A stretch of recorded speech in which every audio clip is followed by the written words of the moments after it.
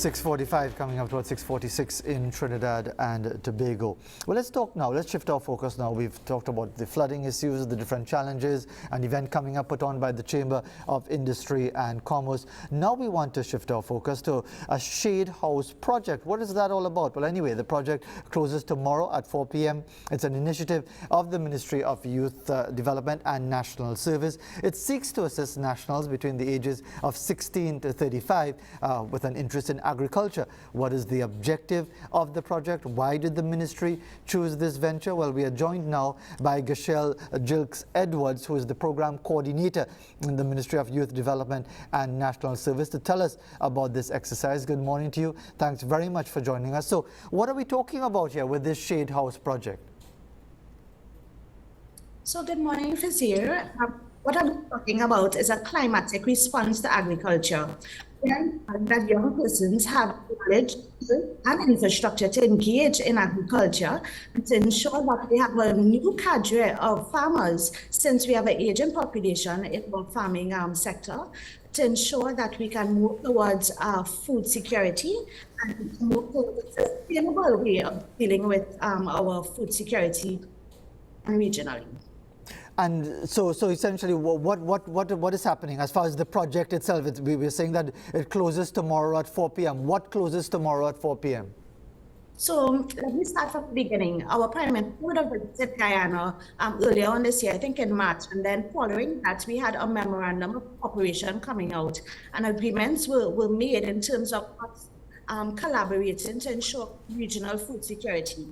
We took a bit to ensure that it meets our country, and we have partnered with the University of West to deliver shade house production and management to 100 young persons, which will be our first cohort. And once these young persons complete this one-year training, an accredited certificate in house production and management, they would then have the opportunity to go to Tucker Valley and explore their agriculture endeavors as an agriculture cooperative on these lands. And these produced will now allow them the opportunity to contribute to our society now in the short run and in the long run for high value short-term crops, to ensure that we increase the supply of these vegetables, and we can mitigate against these risks. Right now we have a lot of rain taking place, so shade house farming allows us still to mitigate against it, temperatures, flooding, drought, pest management, and so forth. So we are equipping these young persons with these skills. So we had an application process started on September 12th, and it will end on October 7th, where young people will apply, and they will then, we have a selection panel, will select the persons, and they are expected to begin their training at the university on the 17th of October, which is very soon, so that we can have the right skill set to engage in the type of And because applications close at 4 p.m. tomorrow, would you care to remind everybody as to what do they have to do, what website or Facebook page do they have to go to access the application information? Yes, it's on the ministry's website, the Ministry of Youth Development and National Service. This is www.mydns.gov.tt. And for those who do not have access to these online platforms at their homes, they can libraries.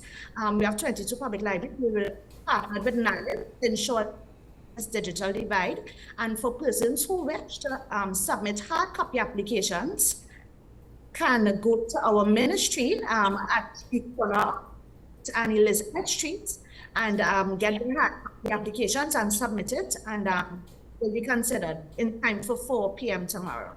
Right, and once those applications are received and the selection process takes place, how long again will it be before those successful applicants are notified, and when the project will actually begin? So teaching will commence on October 17th, so that application process will be very soon after. Actually, the after we are going to commence that process, and it will be submitted for approval, and these young persons will be contacted to begin their training on the 7th of October. And as we talk about the application process having started on September the 12th, what has been the response been so far? The response to our agriculture projects this year has been really overwhelming. We have a youth agriculture homestead program that got 1,400 applicants earlier on this year, and we were only able to select 200 of those persons. Young persons are definitely interested in agriculture, and they're interested in the way that we are delivering. And to ensure that we give them the best opportunities, we have been able to provide them with stipends to cover their meals and their transportation. So for instance, for project, these young persons will be getting $150 per day, which amounts to $3,000 a month based on their attendance and participation in their classes. And this is to assist them to offset any burdens that they may incur so that they can really go to these classes and put their best foot forward, be able to co-create in our economy. And as far as the actual project itself, why was the shade house system identified as an important project? Because if we're talking about agriculture per se, there are many different elements to agriculture. Why a shade house project? Why would this have been identified as a priority? So, as I said, we have our youth agriculture homestead program as well, which we have 200 young persons in training at the University of Trinidad and Tobago, where they will be afforded acres of land and a starter home to engage in agriculture and animal husbandry, crop production and animal husbandry. And house is yet another project that we have been undertaking. As I said, we have a lot of rains, and regionally we are seeing the impact of climate change. So it's a climatic response to agriculture that we are undertaking to ensure that the young persons will be able to, produce now and produce in the future, because we are doing, risk management to ensure that we are not adversely affected by these, changes in the climate as we move forward as a country. And because you're getting the overwhelming response, and I expect that there will be an overwhelming response to this particular initiative as well, how is the ministry challenged to provide opportunities? Because if it is that our focus has to be by definition greater food security, greater focus on agriculture, getting more young people involved to ensure that for generations to come we can provide for ourselves, what else is in the pipeline for the ministry as far as providing more opportunities to encourage young people in this direction? So I omitted to indicate that we're also partnering with the Trinidad and Tobago Police Services, who will be providing 20% of our applications to their police youth clubs, this particular cohort. But in future, this particular program has approval for 3 years. So this will just be cohort number 1. So we would have additional cohorts getting this training, and we are currently in the process of planning for aquaponics project, which would allow us to also engage in that type of farming.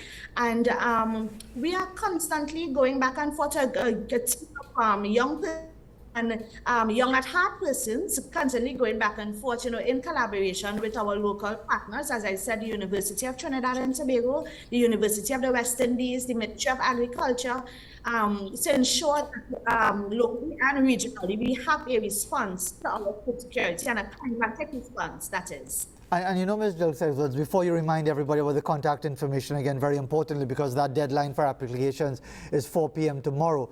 This issue of the stipends, there's always a bit of discussion about that. As you said, it equates to $3,000 a month, which is like a pension for some people. What about the monitoring of something like this to dissuade those who might say, well, they go just attend to get you $3,000 and they're really not interested in the program? So I'm happy that you brought up that point, because at the Ministry of Youth Development and we take M&E very serious, and we have our student legal instrument that allows them to make this commitment. And if in the case that they are not able to provide us with a justifiable reason, they are required to actually reimburse the state for the monies of their tuition.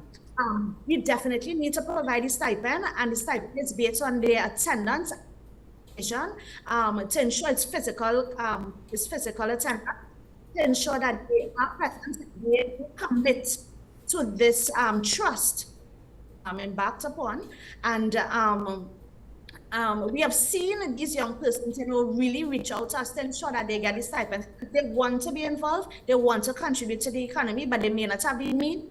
It is important that we provide them with it, but we have our M&E systems to ensure that we are calculating it based on attendance and participation. And before we conclude, just remind everybody again, Ms. Jilks Edwards, as to what people have to do, young persons have to do for ages 16 to 35 to register for the event before the deadline of 4 p.m. tomorrow.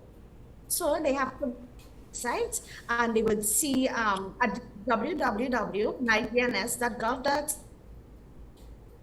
for the link to download their application. Apply online, or they can download the applications at any of the NAREI locations, or they can come to our ministry head office, which is located at Tragreach Road, corner of Tragreach and Elizabeth Street, and complete a physical application